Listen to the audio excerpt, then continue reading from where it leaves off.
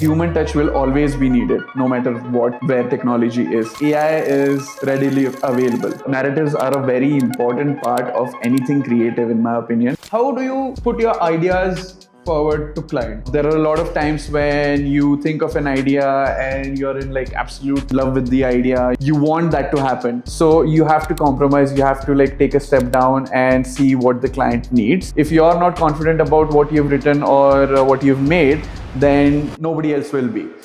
Why don't we have a fun segment? Sure. Jackie Chan, Karate Kid, Mr. Miyagi. In the top 5 leagues, is it in the Belgian league, Portuguese league? Does he play in the French league? No.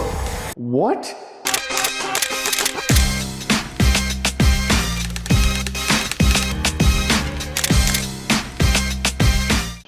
So, welcome to From Scratch. Sid, it's not your interview to take today. You are the one who's being interviewed. I hope it was convincing. So yeah, this is Siddharth Salgaonkar, and we are here to learn a few things about him, a few things about Scratchpad, and a few things about his interests. So let's start. Let's just start with dive into the questions. And can we go with how was your? I just say this is super cool. I love the setup. It's one of my favorite movies of all time as well. Whoever's idea it was amazing. What was your early life like, and how did we get here? So I was born in Belgaum, small town in Karnataka, and I grew up in Belgaum, did my schooling there, did my 11th grade, 12th grade there because that's separate in India. And after that, I actually did my bachelor's in film from Bangalore, Srishti School of Art and Design. And then I did my master's in Savannah, US in dramatic writing. And then I came back and now I'm at Scratchpad and that's how we got here. So we now know your passion is film, obviously, right? Obviously. So, but what are your other interests and what are your other passions that you have not told anyone or not spoken about? I think my passions as such are like, for the ones who know me, it's like, it's very clear to them. There are only two things that I love the most in life, apart from the people. Because my parents are going to kill me if they listen to this. And they are going to listen to this. But films, of course, and football, those are the two F's in my life. So you could say I give two F's about... that was a bad word. He doesn't give a F. But yeah, films and football is something that I've always, like since I was a kid, has been something very close to me and it continues to be close to me. I feel that those are the only two things that when I'm feeling down, whatever mood I'm in, if I'm like happy, I'm sad, especially if I'm sad, if I need a pickup, a game of football or like a really good film is something that is like just the tonic for me. So yeah, those are the two. But like again, like I like reading comic books, although I don't get to read it as much these days, but like I love reading comic books. DC is where I thought you would say Archie. No, DC Comics is where my allegiance lies. But yeah, that's mostly it in terms of my passions. You are a writer. You are one of the best writers that I have come across.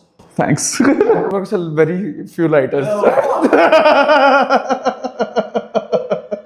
But yeah, you're one of the best writers that I've come across. And what made you, like, what got you into writing? Okay. So like I said before, like I went to film school, right? I didn't know that writing as such is my calling until like the last 2 years of college. But it was, I used to watch a lot of films when I was a kid with my dad, just the two of us. We used to watch like films like The Godfather and stuff. So I was introduced early on to like cinema like that. So we should be interviewing your dad instead, not you. That would be a better interview. But when like in one of those times, during one of those times when we were watching a film, like I think my dad said to me that like I think you should try something out in film, because I used to watch those films and I used to tell him what I feel about those films, and that's why I joined film school. And when I was there, like obviously we get to do everything film related, right? Like we get to do direction, acting. Like I was interested in acting, so I did a little bit of acting, but direction, editing, writing, and everything. But during those 4 years, what I realized towards the end of those 4 years is writing is something that I like doing most. You know, putting my ideas on paper, or like more importantly, being at the conception of an idea, you know, right at the very beginning when the idea is conceived, where the idea is born. That's like, to be in that position, to be in that, like, you know, phase is something that attracted me the most. That is where I feel writing is the part where you get that rewarding feeling where you are starting something from scratch. So that is what I think got me into writing in general.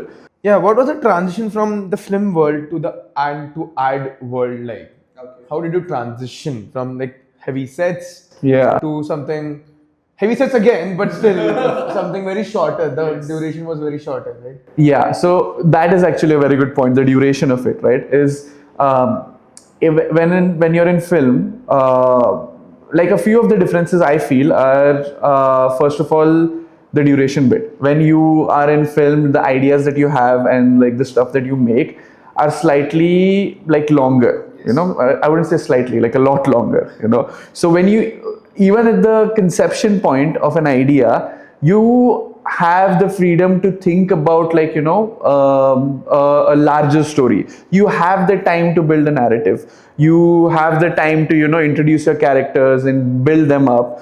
But what's challenging and what's also interesting about the ad world is that you have about 30 seconds to do all of that. Do you think film school helped you to adapt to advertising field easily? Yes, yes, of course. I feel, like I said, there are differences in the huge, vast differences in the two worlds, but there are a lot of similarities as well, which did help me a lot, because one of the main things that I learned in film school or while making films is that, you know, narratives. You know, narratives are a very important part of anything creative, in my opinion. Whether it's a painting, whether it's a song, whether it's a movie, whether it's a social media post, whatever it is, everything loves something. Everyone loves something when there is a story attached to it. You know, we're all just like trying to tell stories to each other. The different kinds of writing you handle, and what's the difference between the approaches? One thing I love about what I got to do at Scratchpad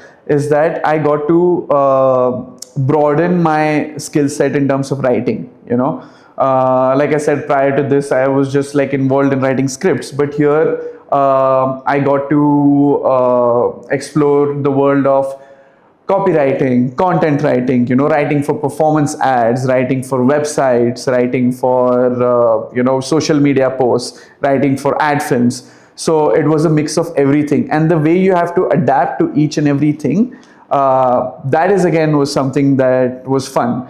You have to understand what the ask is. Sometimes what happens, and this is also very important, sometimes what happens is that like you come up with an idea and you are married to that idea, right? Like you are very like, this is fucking amazing, you know, this is the one, I want to do this. But that's not the ask sometimes. Sometimes you just have to, you know, take a step down, compromise on your ideation, because this is not what the brief needs. This is not what the client needs at this time. Why Scratchpad? I feel like I've touched upon this a little bit before also, but one thing I feel what I love about being at Scratchpad, there are multiple things and I'm going to talk about all of them, but one of the primary reasons why I felt like coming here and why I enjoy being here is that I get to explore a lot of different skills and passions and everything that I have, you know.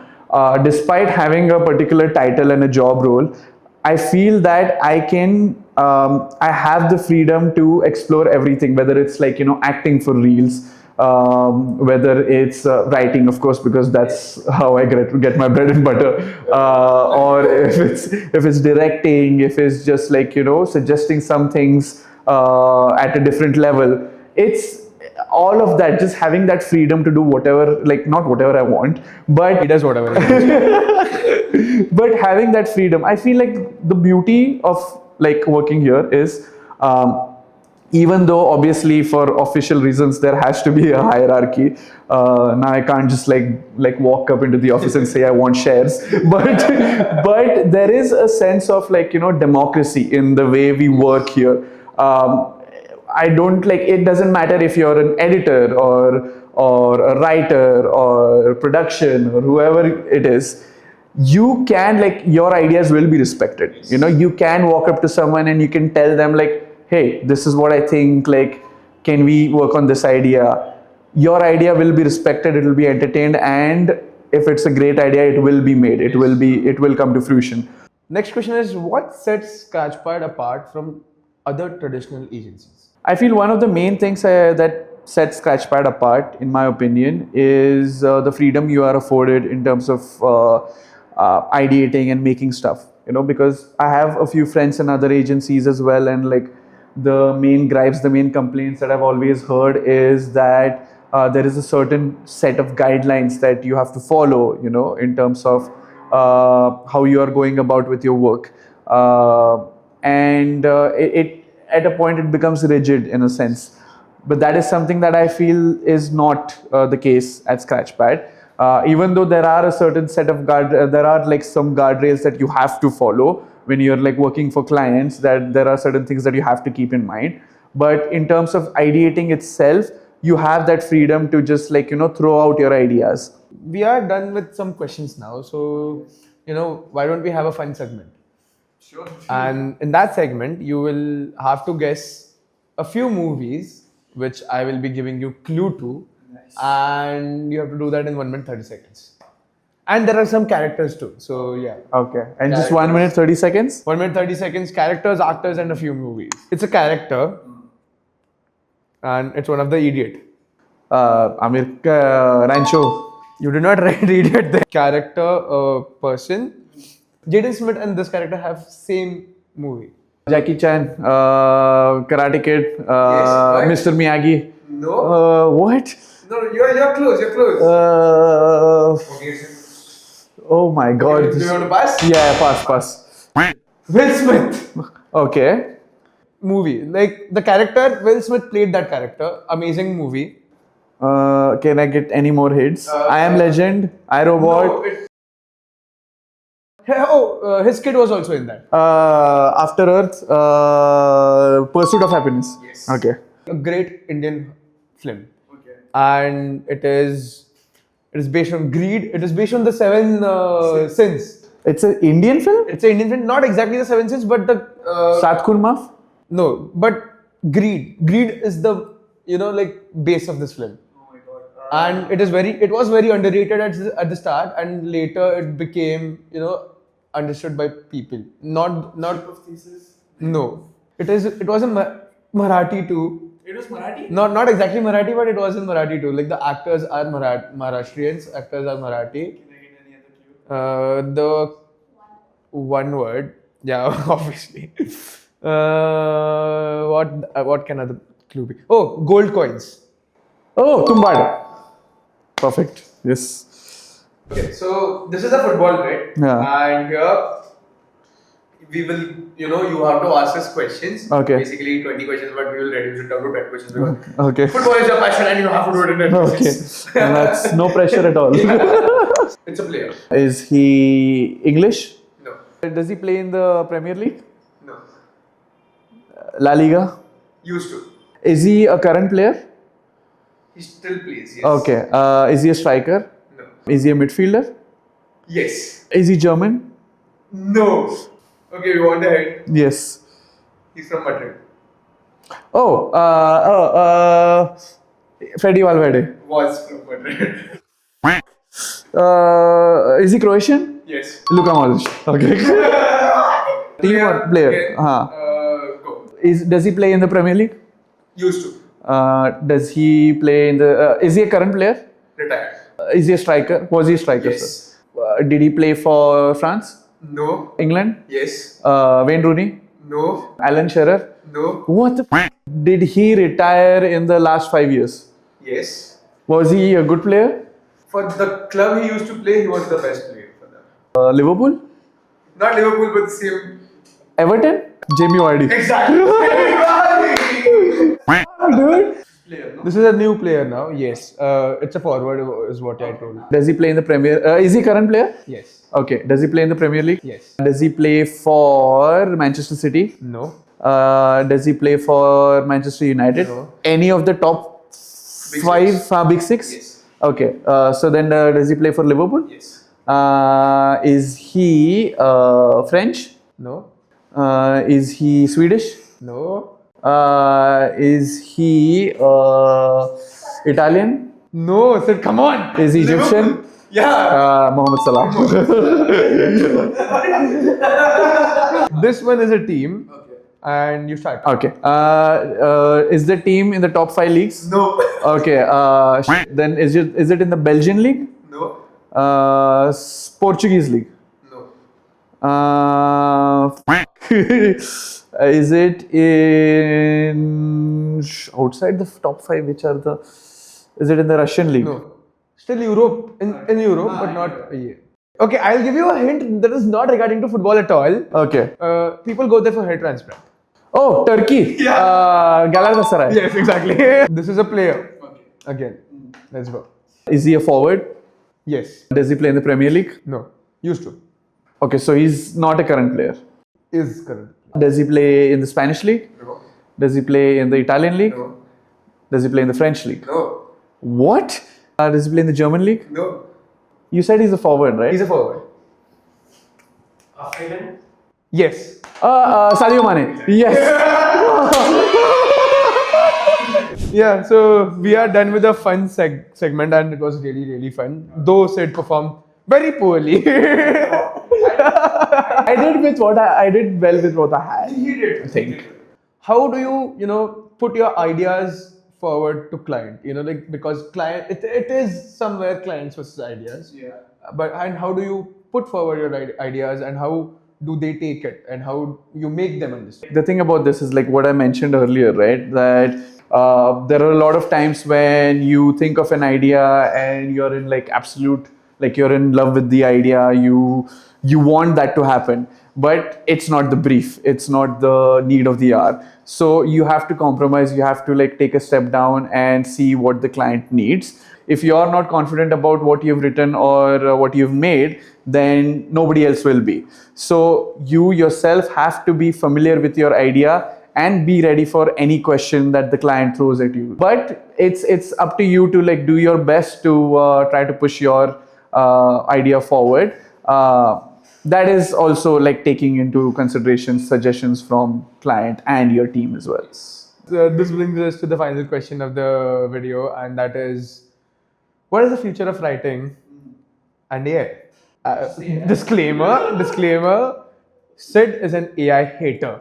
Here's what I feel like in terms of not just future in writing, but future in creativity in general. I feel that it's not a like hot take that AI is here to stay. It's inevitable and it's participate or perish kind of a thing. But like human contribution is something that is still relevant. No matter how much technology evolves, you need people with good thoughts, good ideas, good skills behind that technology or with that technology to take it forward, and to make those ideas happen, to bring them into action. So I feel like a human touch will always be needed, no matter what, where technology is. But I feel like now what is going to happen is that we will learn to live with AI and we will learn to make use of it better and kind of, complement it with our own ideas and with human nature. I have one more question. So, as you said, AI is inevitable, but do you think in future human touch or human, thoughts will be more valued because AI will be readily available for everyone? Human ideas and like something that is completely devoid of AI has become like a niche thing. Exactly. And has become premium per Yes. se. Because what is happening is that, like you said, AI is readily available, right? And it's becoming more and more and more easier for everyone to use and integrate into everything that they do, especially creatively. Yes. So there will come a time, I feel, where this will become the norm, and people who actually have original thoughts, because everyone has original thoughts, everyone has original stories. You come from a different place, I come from a different place, you have different experiences, I have different experiences, and AI, try as you might, cannot pinpoint each and every person's experience in the world. It is very much, I'm very excited to see what is going to happen. I same here. I mean, I'm kind of excited and not at the same point, but I am interested to see where this is going to take us. So that was all the questions that we had for you today. And at the end, I want to ask, how does it feel to be on the other side of it? Not asking questions. It feels actually a little pressurizing, especially during the games, Though Sid performed very poorly. because I have to be right.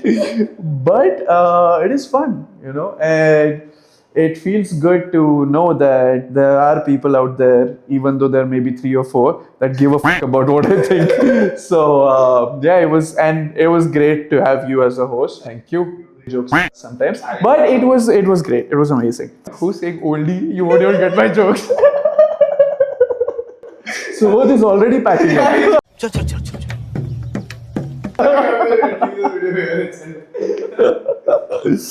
Okay. Then, Yes. thank you.